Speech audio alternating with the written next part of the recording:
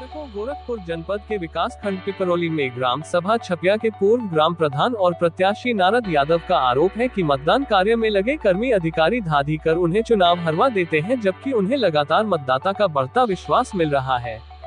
आपको बता दें कि उत्तर प्रदेश में पंचायत चुनाव में अपना कमर कस चुके संभावित प्रत्याशी अपना दमखम दिखाना शुरू कर दिए हैं। शासन ने ग्राम पंचायत को आगे का कार्यकाल बनाए रखने के लिए निवर्तमान प्रधान को प्रशासक नियुक्त कर दिया है। दर्शकों, हमारी टीम छपिया पहुंची, जहां प्रधान पद के प्रत्याशी है पूर्व ग्राम प्रधान नारद यादव है। उन्होंने आगे और क्या बताया, देखने के लिए बने रहिए यूनिवर्सल न्यूज टुडे के साथ। आप देख रहे हैं universal news today. Narad Yadav ji, सबसे पहले तो आपका बहुत बहुत स्वागत है। विकासखंड पिपरौली के ग्राम पंचायत छपिया से आप पहले प्रधान रह चुके हैं और पिछले त्रिस्तरीय पंचायत चुनाव में आप प्रधान पद के प्रत्याशी भी थे। पुनः आपकी तैयारी चल रही है। आगामी त्रिस्तरीय पंचायत चुनाव 6 महीने के बाद होने की संभावना भी है।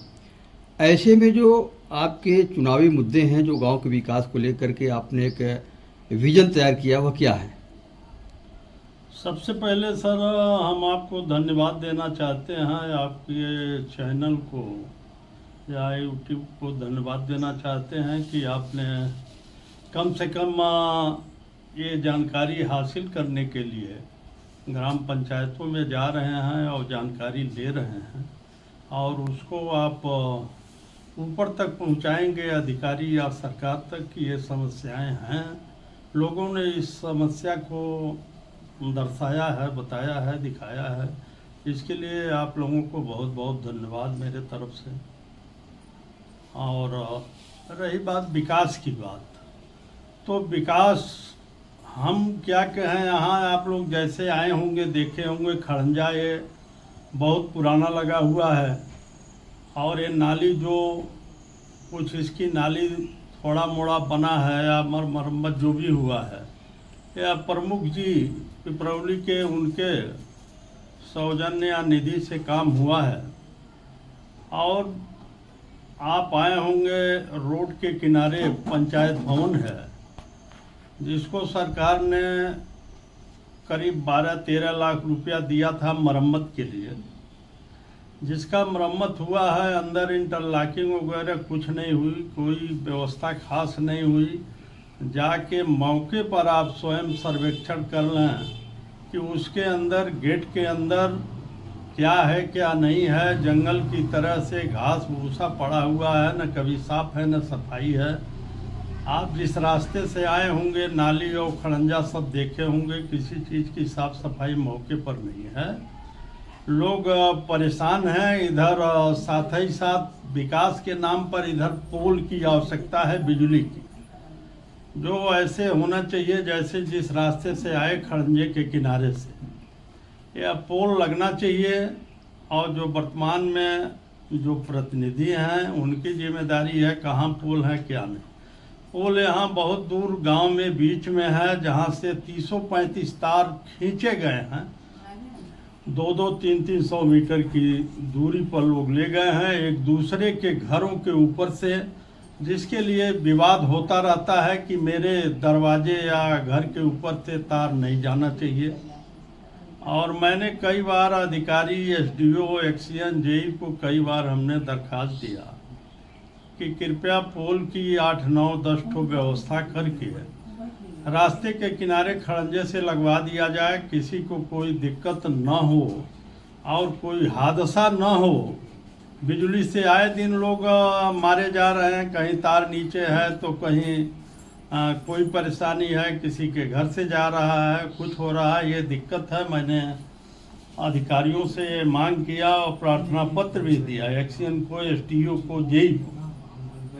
यहाँ 69 फीडर से बिजली आती है कि भाई इसको देख के करा दीजिए, नहीं बड़ा हादसा किसी वक्त हो सकता है, कोई मर जाएगा, आए दिन तो ऐसा हो रहा। नारद जी, अभी आप जो समस्याएं बताए हैं, क्या इसके पहले आपने प्रयास भी किया, जो है अधिकारियों से संपर्क भी किया, प्रार्थना पत्र भी दिया, जो अभी निवर्तमान प्रधान प्रतिनिधि और प्रशासक हैं, उनसे भी कभी इस बारे पे चर्चा हुई थी? उनसे चर्चा नहीं हुई, उनके लोगों से चर्चा हुई थी और हमने उनके लोगों से कहा, क्योंकि हमारी उनकी बातचीत नहीं होती है, तो उनके लोगों से मैंने कहा कि भाई ये संदेशा पहुंचा देना प्रधान जी को कि मैंने दरखास्त दिया है। यह है बिजली पोल की जो समस्या परेशानी है, कभी हादसा हो सकता है, उसके लिए प्रधान हैं और प्रतिनिधि हैं, उनके प्रयास करके इसको लगवा दें। मैंने उनके लोगों से यह बात कहा। ये जो आपका छपिया ग्राम पंचायत है, ये क्या ये अलग कोई ये टोला है? नहीं, अलग टोला नहीं है, ये छपिया ग्राम पंचायत एक ही में है जी। यह सड़क के इस पार है, वह हम लोगों का सड़क के उस पार है। तो मतलब आपके कहने का मतलब ये है कि सड़क के इस पार जो छपिया ग्राम पंचायत के लोग हैं, या जो इधर की सड़कें हैं, नालियां हैं, खड़ंजे हैं, इधर अभी उपेक्षित पड़ा हुआ है? हाँ, उपेक्षित 100% है। यहाँ नाली की और भी आवश्यकता है। आगे जाएंगे 3-4 मकान उधर है, या तो रास्ते में गिरा में पानी, या तो फिर खेत उत में पाइप के माध्यम से ले जाएं। उधर नई कॉलोनी बसी हुई है, वहाँ भी नाली नहीं है और पोल नहीं है। बार बार हमसे लोग कहते हैं, तो मैं कहता हूँ भाई वर्तमान में जो प्रधान प्रतिनिधि हैं उनसे कहिए, मेरे पास कोई अधिकार नहीं है। हाँ, इतना है कि जो प्रमुख है पिपरौली के हैं, अन्य लोग हैं, उनसे यह बात आपकी कह सकते हैं, लेकिन मेरे पास तो पावर है नहीं कि मैं कुछ कर सकूं। मेरे पास न मोहर है, न पावर है, न निधि है, तो मैं भाई असहाय हूं, कह सकता हूं, किसी से सिफारिश कर सकता हूं। अब उसमें जितना लोग सहयोग कर दें या न करें वो अलग बात। आप पावर में थे, आपके पास मोहर था, आपके पास उस समय कुछ निधि भी थी, तो आपने आखिर किया क्या था उस दौरान? हमने 2000 से 2005 तक प्रधान था। उस समय यह नरेगा वाला सिस्टम भी नहीं था, 6 से आया मेरे प्रधान पद से हटने के बाद। और मैंने पूरे सीवान में अपने यहाँ से जो 4 लेन है, तमाम सीवान में रास्ते मैंने बनवाया। टोटल मैंने रास्ता सीवान में बनवाया, खड़ंजा करवाया या कच्चा बनवाया, वह मेरा ही बनवाया हुआ है। जिसमें मैं हमारे समय में 15-16 मकान आए थे, अब 20,000 और 10,000 रुपये मिलता। मैंने सबको दिया और निःशुल्क दिया, और उसमें लोगों की जो संभव मदद हुई मैंने मदद करने का भी प्रयास किया। और जो नाली या खड़ंजा जो मैंने बनवाया था, 1 नंबर ईंट से बनवाया था, प्रथम श्रेणी अव्वल से मैंने। और मैं उस समय ये नहीं सोच रहा था कि भाई मुझको इसमें पैसा बचाना, और ना ही मैं उस समय किसी को कमीशन भी नहीं दे रहा था, क्योंकि काम बढ़िया कर रहा था। 1 नंबर का भैया सेक्रेटरी साहब बैठ के अपना काम कराओ, मुझसे मतलब नहीं है। मुझसे यही मतलब है बढ़िया से बढ़िया काम होना चाहिए। और मैं जब प्रधान था तो वास्तव में सारे लोग कहते हैं, लेकिन मैंने 1 पैसा कमाया नहीं, बल्कि कर्जदार हो गया प्रधानी के समय। आज जो है, आज तो बहुत सी निधियां हैं, लोग क्या कर रहे हैं, पुराने कामों को उजाड़ रहे हैं, पजाड़ रहे हैं, उसी की मरम्मत करा रहे हैं और नया दिखा रहे हैं। एक काम 4-4 बार 8-8 बार दिखाया जा रहा है कागजों में, लेकिन धरातल पर उसकी कोई सच्चाई नहीं है। नारद जी, बीते 4 चुनावों से देखा जा रहा है कि आपका जो वोट है परसेंटेज, वो लगातार बढ़ते हुए क्रम में है, फिर भी आप चुनाव जो है जीत नहीं पा रहे हैं, कारण क्या है? अब इसमें वोट का परसेंटेज तो बढ़ ही रहा है। वोट हमें जनता दे रही है, जनता मानती है, सभी बिरादरी की जनता मानती है। लेकिन इसमें आज के समय में जो वोट खरीदने का परंपरा जारी है, अधिकारी कर्मचारी को खरीदने का परंपरा जारी है, अधिकारी और कर्मचारी स्वयं मिलके गलत करा रहे हैं। हमने अभी पिछली बार प्रधानी के चुनाव में यहाँ सामुदायिक भवन पर बूथ था, वोट एक सरकारी कर्मचारी, वो टीचर थे, वह मुहर अपने हाथ से मार रहे थे। हमको लोग बताए, मौके पर गया, उनको मुहर मारते देखा गया। जनता कुछ उग्र हुई, हल्ला गुल्ला हुआ वहाँ, वह कर्मचारी वहाँ से भाग गया, मोटरसाइकिल अपनी छोड़ के बाद में आया, रात में लेके गया। तो स्थितियाँ यही सब हैं। अभी मैंने प्रधान जब पहले नहीं था मैं, तब भी मैं कोटेदार बदला और नया कोटेदार बनाया, 2-3-4 कोटेदारों को बनाया और बदला जनता की मांग पर कि एक कोटेदार बहुत कमीशन ले रहा है, बहुत उसमें कटौती कर रहा है। तो मैं डंके की चोट पर जनता खड़ा होकर के लाइन लगा करके जिसको हमने चाहा खुलेआम वोट दिया। अब वर्तमान में जो लोग हैं वह लोग भी किसी के तरफ थे, लेकिन उसको जिता नहीं पाए। और मैंने जिताया, प्रधान नहीं था पहले भी तब भी, और अभी जिताया। अभी 3 साल लगभग हुआ। एक व्यक्ति को फिर बनाया, एक को हटाया, फिर बनवाया। जनता की मांग पर जनता जो कहती है उसको करने का प्रयास करते हैं सर।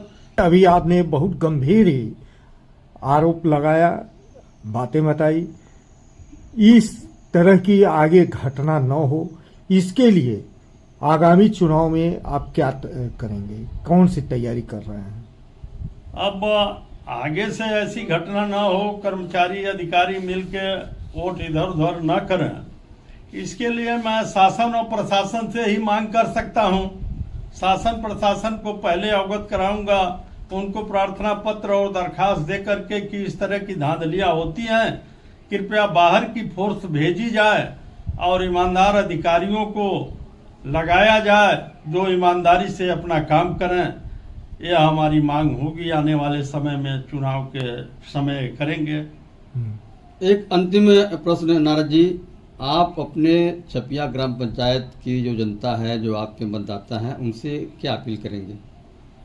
अब उनसे अपील यही करेंगे कि जो आप लोगों की समस्याएं हैं, उन समस्याओं का निदान नहीं अगर हो पाया तो हमें आप फिर मौका देंगे अगर, तो सारी समस्याओं का निदान मैं कर दूंगा। 100% की गारंटी है। और ये भी है, मैं जो कहता हूं करता हूं, उसको पूर्ण करता हूं, उसमें पीछे नहीं हटता हूं, हानि लाभ नहीं देखता हूं।